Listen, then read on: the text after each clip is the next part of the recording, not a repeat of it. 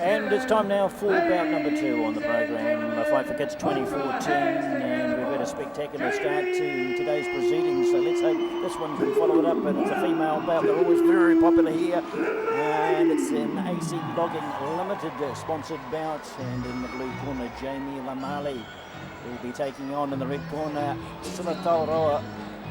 They're getting their big introductions now. They're introduced, of course, along with the songs that they've picked to come into the stadium with, and they get all the lights, they get all the crowd behind them, and the support is usually evenly split between the two corners.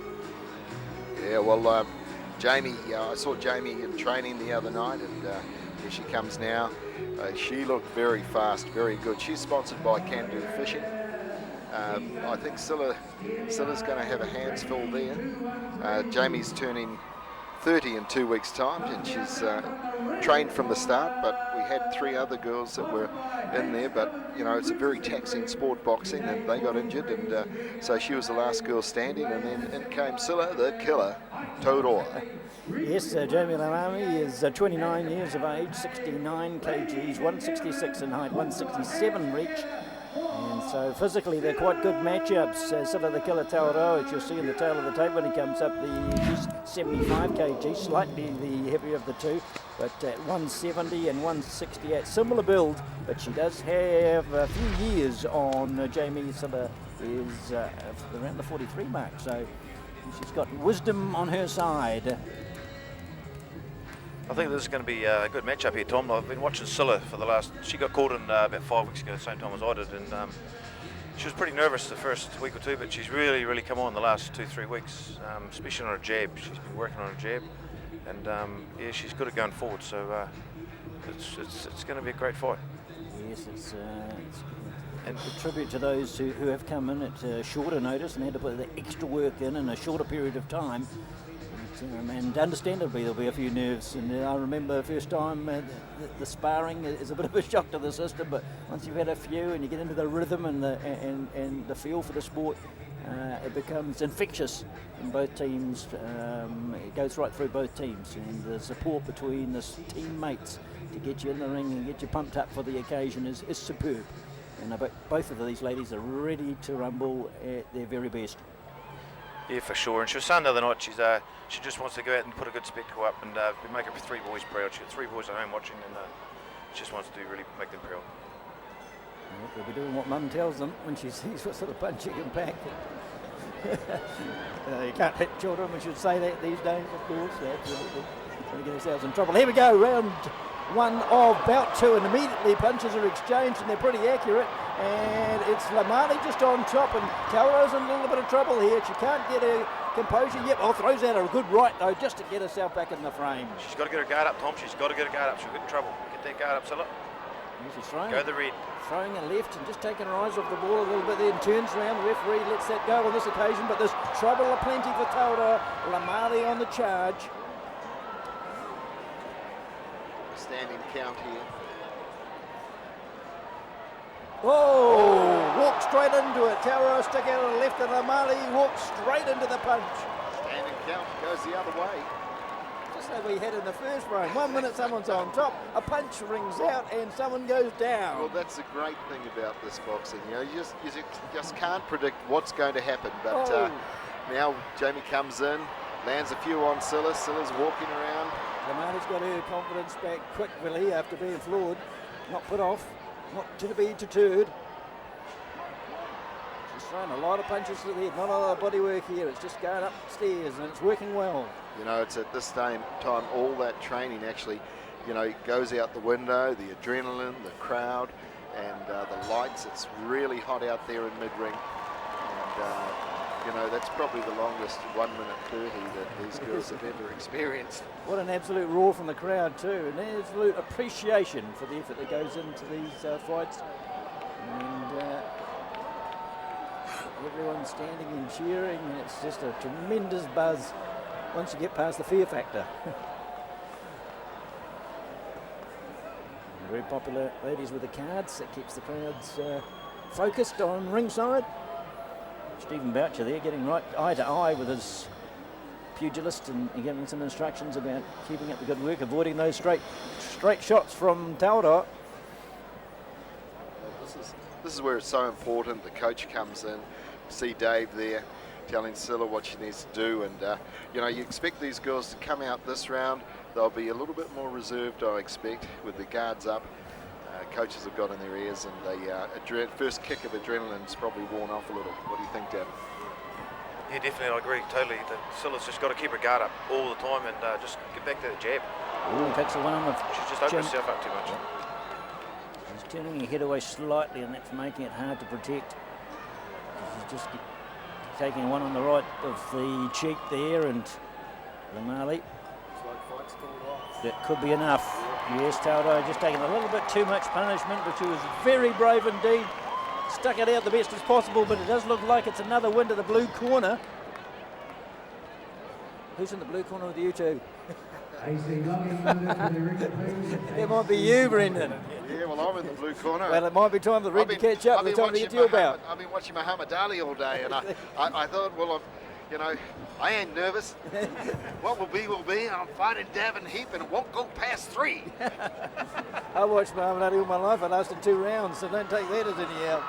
And there's the victor again, Lemalie. Jamie, 2-1-2 Lemalie. Not sure what the 2-1-2 stands for, but it's catchy. And again, a second round TKO. Referee stopped contest to be absolutely correct. And we put a tick in the blue box, and it's 2-0. And they have a little competition between the two coaches, trainers, as to which team brings home the more medals.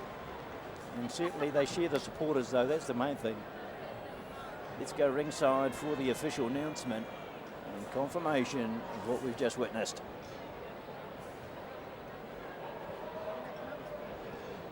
Ladies and gentlemen, we have a result in the AC Logging Limited Bout 2. A technical knockout in the second round to the blue corner. Well, she's a happy girl, no doubt about that. Well done. I know her 3 children will be really proud. A little fearful. It's really classy boxing.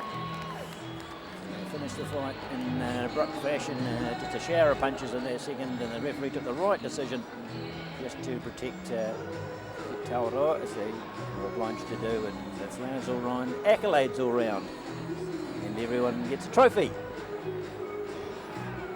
and a photo. It's just awesome for those 2 ladies getting in the ring there like that, and once again, you know, you see they just both gave it 100%. And you know, that's the sort of passion that this rural school really stirs up amongst this community. They're special children, and once you get to meet them and know that you just do anything for them, because they're just amazing. It's a fantastic institution, they do a wonderful job, and they will be the receiver of significant proceeds when you consider the size of the crowd, the biggest ever with the new stadium here, and the extra capacity, and people just booked every table out the moment it was available, and then again the casual seats filled up nicely too. So they got the numbers. I'm sure they've got the dollars to share around, and they certainly got the appreciation of the school and the crowd that have come along to enjoy the occasion. Are we ready for another bout? We might be straight into bout 3. This is great. This is going to be an extremely interesting bout. We've got 2 young men here. We've got in the blue corner, Corey the Man Lane and Daniel the Hurricane Haitano in red. Now, both of these men dropped a significant weight in the training up for this fight. Corey Lang dropped 15 kg and Daniel dropped 13 kg. So, you know, both training really hard. This should be really interesting. They're both big men. When they punch, it's going to hurt. They've got plenty left too, even though they've dropped a few kgs. They've got plenty left in the tank.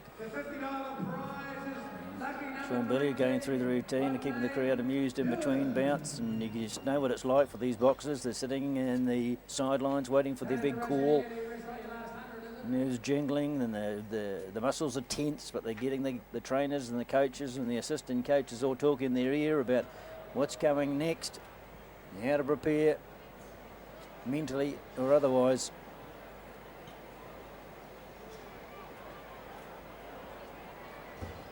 There's a bit of a hush before the big entrance.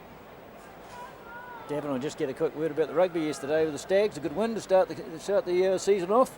Wasn't it fantastic? I actually missed the game, but I've seen the highlights on TV later on last night when I got in, and it was just superb. There was some great tries here scored by some great players. Short competition, important to get off to a winning start. Get some flag points on the ground, isn't it? Definitely, just positivity builds positivity in it, and it was just good to get a good start. Off to North Harbour next week, so we wish them well in their quest. Well, I've got to say, I'm actually a little bit disappointed with the Bay losing because, coming down from Mount Maunganui and also having the Bay mascot Hori Bop here as well, and he might be joining us later on. I saw him in the crowd earlier, so Davin and I will have to go out there at half time because we've got to warm up for our fight. So we might get Hori Bop in there, the Bay mascot. Yeah. He knows we'll find out about his pugilistic experience. Well, I'm from the Bay, I'm from Cowdale, so originally there, but I claimed Southern status last night with a victory, so I can chop and change to suit. Well, it was pretty awesome actually. It was an awesome effort by the Stags, and I know that coach of the Bay, Kevin Schuler, will be certainly drilling those Bay boys next week. They've got a lot of work to do. I talked to him after the match. He's very philosophical about their approach and realised it's just game one, and they had their chances in that first half. Didn't capitalise, too many mistakes. And Ladies and gentlemen, the we will Stags view did. with pleasure about